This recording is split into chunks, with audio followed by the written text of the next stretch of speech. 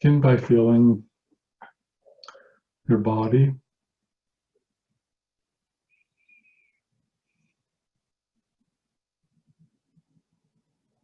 Using your body as a focus for becoming more present.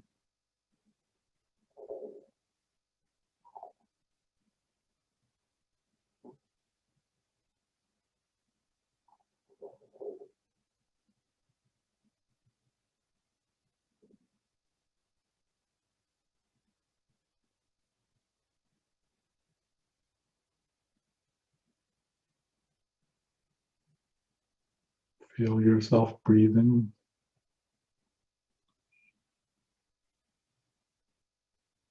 Feeling your body and mind quieting down.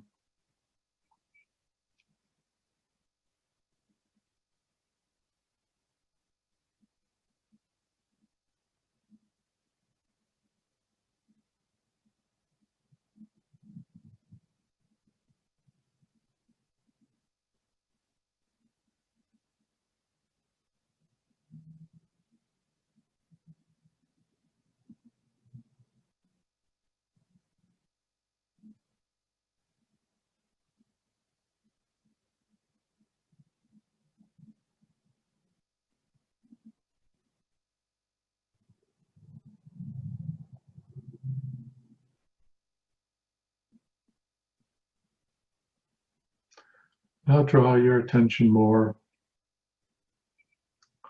to your visual experience. Keeping your eyes closed. Just look into the space in front of you.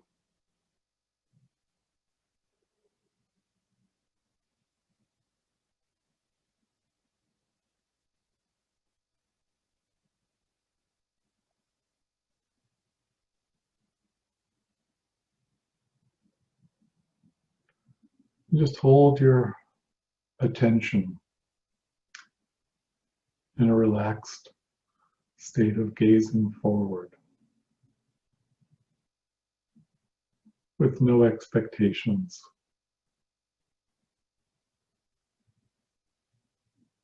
Just looking.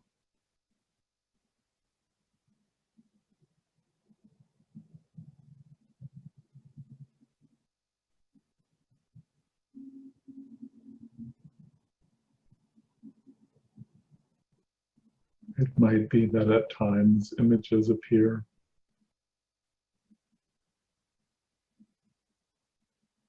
You may see darkness. You may see colors.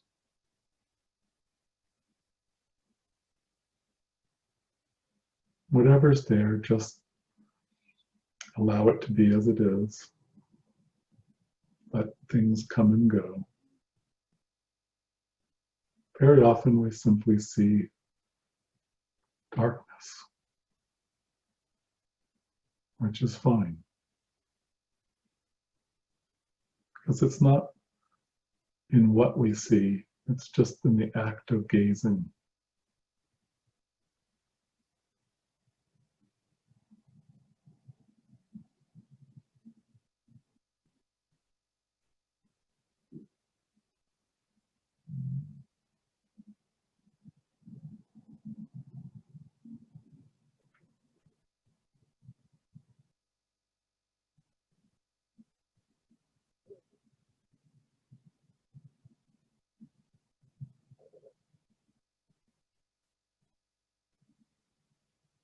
While looking into the space internally in front of you, be mindful of your body in the background, keeping your body relaxed as much as possible.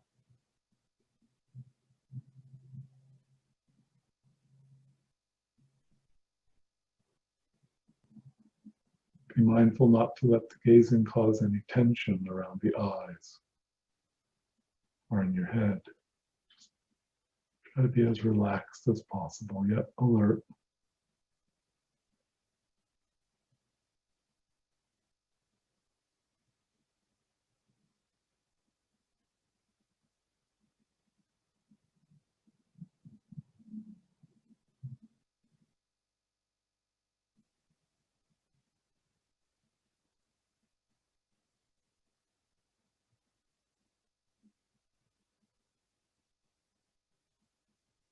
If your mind is busy,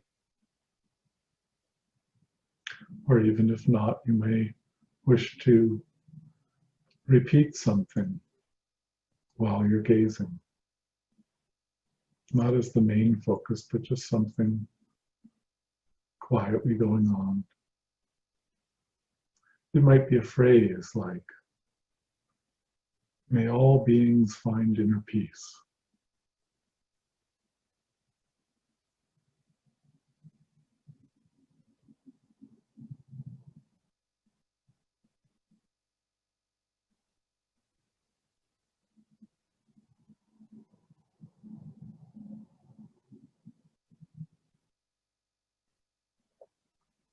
Or you could simply repeat the word love.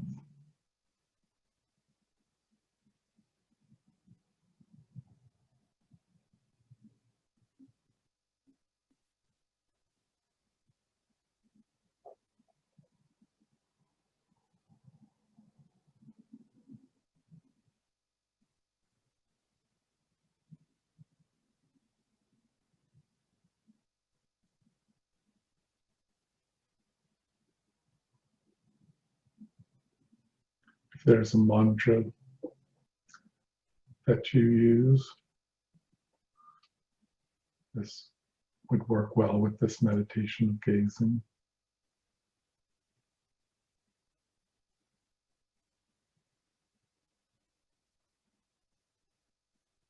If you prefer to inquire more, you could say something like, "What is love?"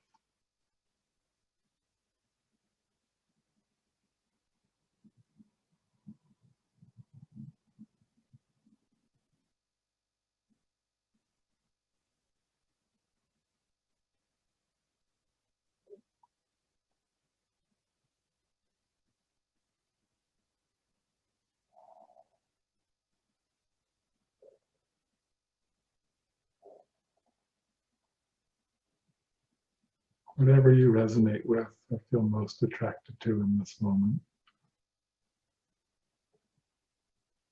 feel free to explore repeating something while you gaze.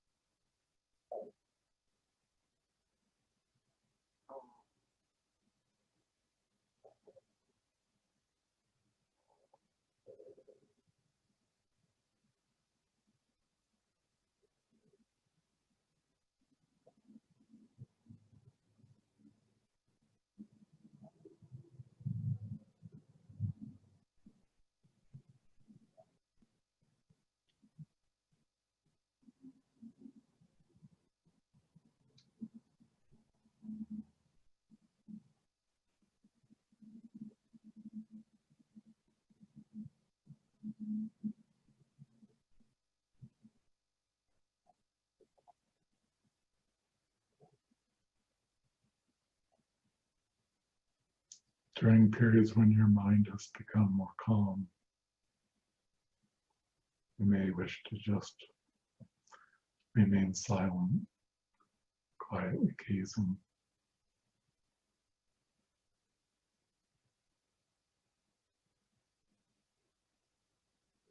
So you can work with repeating things intermittently, or not at all, or all of the time,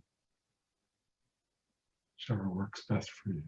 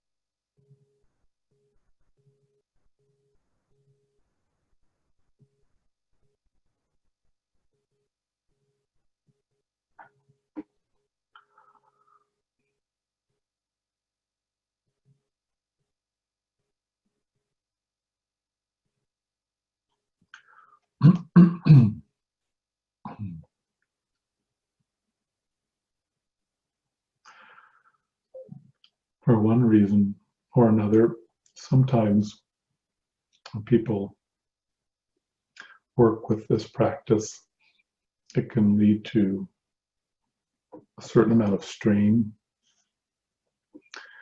in the head, for instance, excuse me, and or other kinds of side effects, even headaches.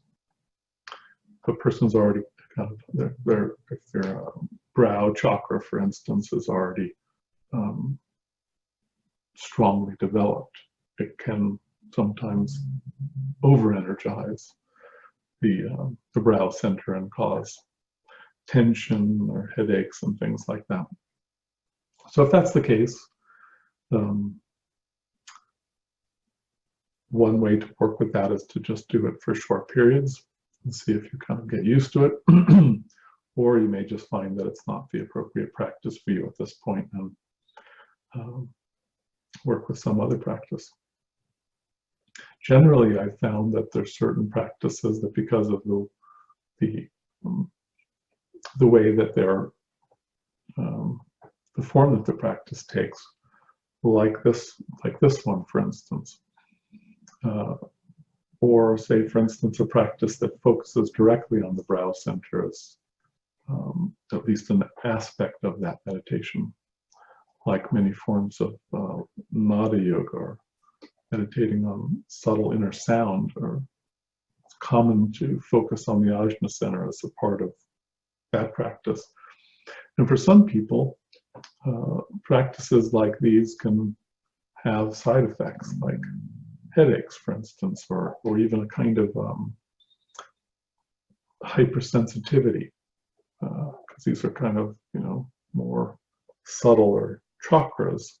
And they can lead to an intensification of like a finer sensitivity. That can be very normal and useful, but it can get out of balance too. And sometimes a person might feel strained or ungrounded or spacey. So we can be mindful of these kind of things too. We want to pay attention to if a practice is kind of throwing us out of balance in some way. So keep in mind these things when working with practice like this. And if they are, a common thing that is a good alternative is, let's say, if you find that that's the case, generally I suggest, when that's the case, when you find practices like this one that have that effect, to maybe emphasize feeling more in the meditation, following the breath, or feeling the body as a whole, feeling the region of the heart or solar plexus. Again, any chakra can get over-energized, so you have to be careful, no matter which chakra it is. Feeling the heart can be a tricky center to focus too much on. Over-energizing the heart chakra can cause sensations and disturbances in the chest and even in the physical heart.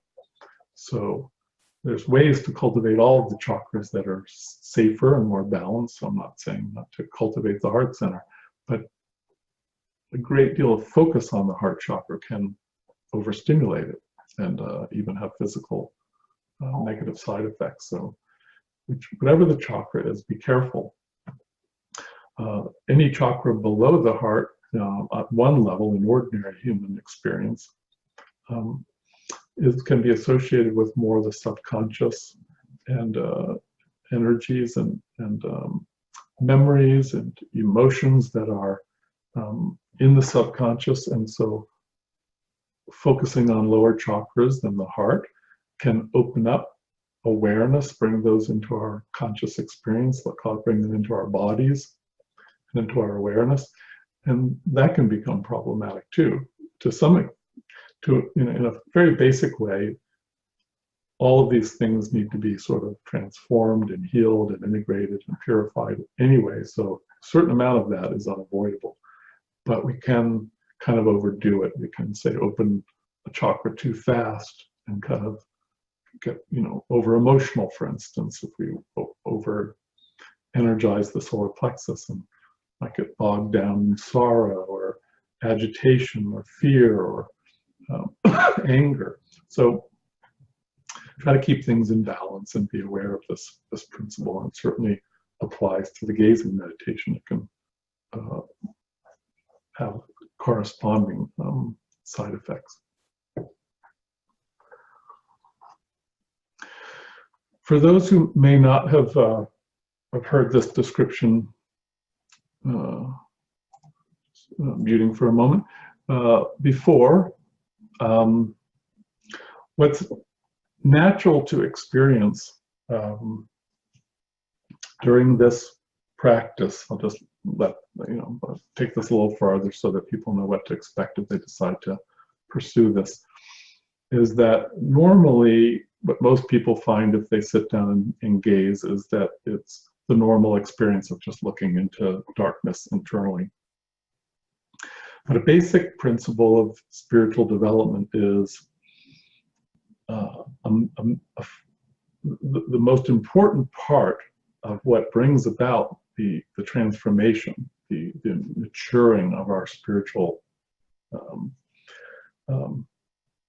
experience is not so much necessarily only in what we're attending to, it's the quality of that attending. So if we gaze with calmness and concentration and acceptance of whatever's arising, and some of the basic foundational elements of these qualities is if we look with a sustained focus. If we're constantly getting distracted, it's not going to progress as far. So the foundation of the practice is learning to kind of recollect ourselves, to become more present, have a more sustained gazing rather than intermittent. So if at first we're intermittent, that's fine, that's a natural stage.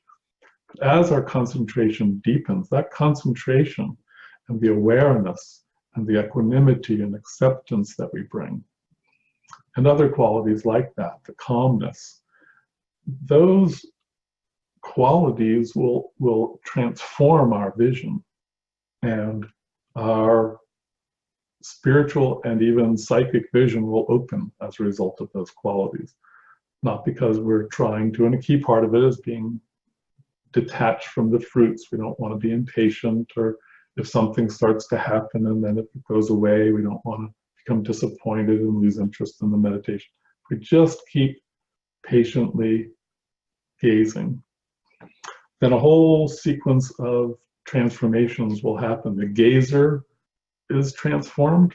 We will deepen our ability to be content and present and aware and concentrated and even loving and open-minded and intuitive, and all of that will just naturally come just from just sitting and gazing.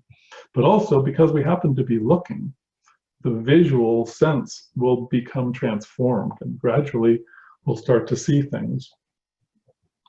And generally at first what people will see are things like sometimes just random scenes will go by, maybe memories, sometimes even things from past lives. Sometimes they'll be kind of dreamlike, like the subconscious is generating conscious dreams.